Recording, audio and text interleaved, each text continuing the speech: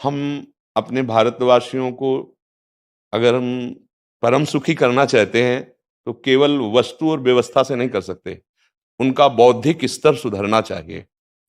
आज हमारे समाज का बौद्धिक स्तर गिरता चला जा रहा है। बहुत चिंता का विषय है।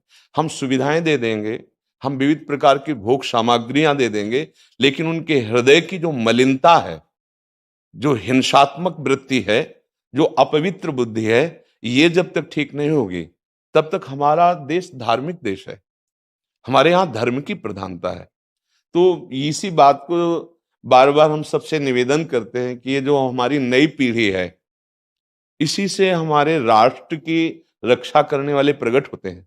जो विद्यार्थी जन है, उन्हीं में कोई एमएलए बनता है, उन्हीं में कोई सांसद बनता है, उन्हीं में कोई मुख्यमंत्री बनता है, उन्हीं में कोई राष्ट्रपति या प्रधानमंत्री उन्हीं में अपने लोग भी सब थे।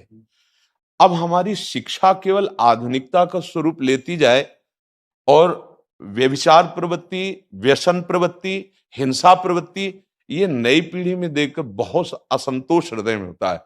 इसीलिए कितनी भी शरीर में पीड़ा हो, हम प्रयास करते हैं जितने से जितने सामने हमारे भगवत स्वरूप जन आते हैं, पहले बुद्धि शुद्ध होनी चाहिए। मय्येव मन आदत्स्व मयि बुद्धिम निवेश है, तो निवशिष्यति मय्येव अत ऊर्ध्वम न संशया। तू मेरे में ही निवास करेगा, अर्थात भगवदानंद में। अविनाशी जीव कभी भोग विलास में तृप्त हो ही नहीं सकता।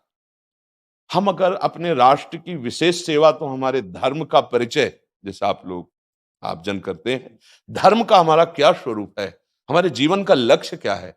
हमें जितना राम जी प्रिय हैं, कृष्ण जी प्रिय हैं, उतने ही भारत देश हमारे लिए प्रिय है।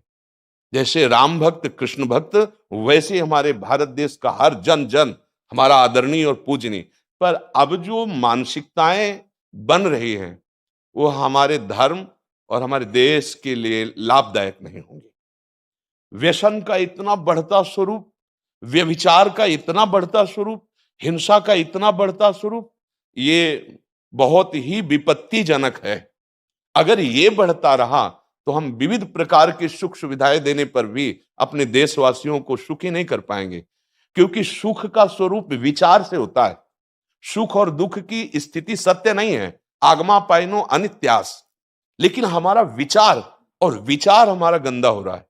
बस हमारा उद्देश्य यही है कि हमारे देशवासियों का विचार शुद्ध होना चाहिए। अगर विचार शुद्ध है तो राष्ट्र प्रियता, जन सेवा, समाज सेवा, ये सब स्वाभाविक होने लगेगा।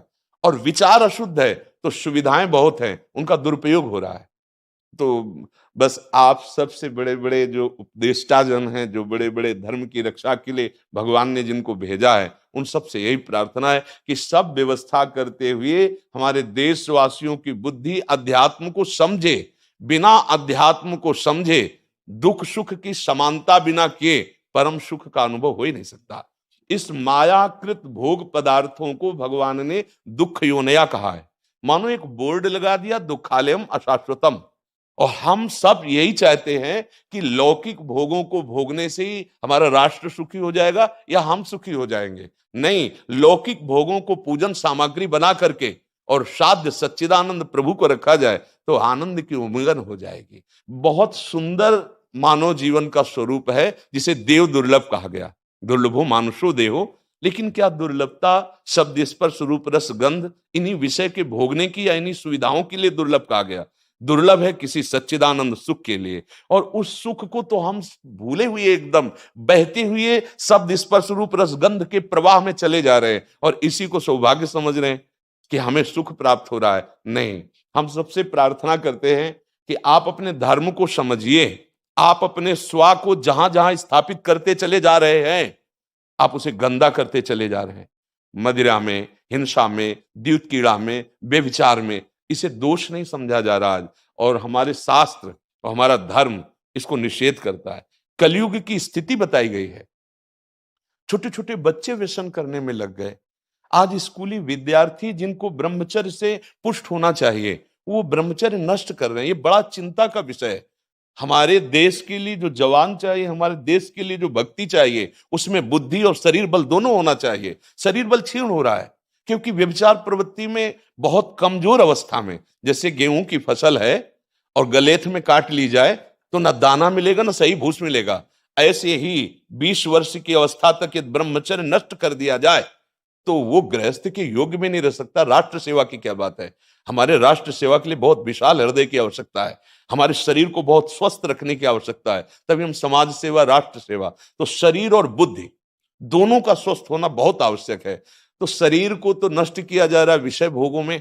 लोग समझने लगे हैं कि मांस खाने से हमारा स्वास्थ्य अच्छा रहेगा, हम बलवान बनेंगे। अध्यात्म बल नहीं तो तेरे शरीर की चर्बी बढ़ा ले, लेकिन तू न काम पर विजय प्राप्त कर सकता, न क्रोध पर, न लोभ पर, न मोह पर, न हिंसा पर। फिर क्या जीवन।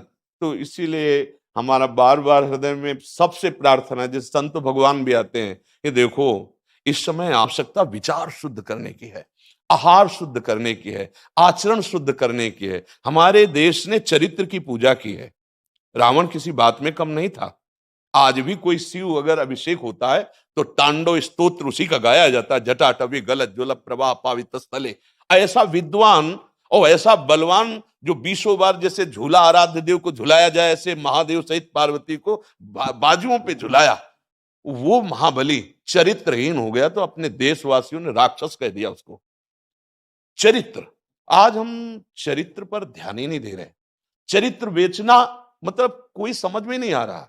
छोटे छोटे बच्चे चरित्रहीन हो रहे हैं। हमारा राष्ट्र संकट में पड़ जाएगा अगर हमारे बच्चे व्यवस्थित नहीं हुए, उनकी बुद्धि शुद्ध नहीं हुई, उनका स्वास्थ्य ठीक नहीं रहा। कौन आगे चल कर के है? यही पीढ़ी तो है ना। इन्हीं में से तो निकलते हैं हमारे राष्ट्र भक्त, भगवत भक्त, देश सेवी। तो सबसे यही प्रार्थना है कि हमारे नई पीढ़ी को सुधारा जाए।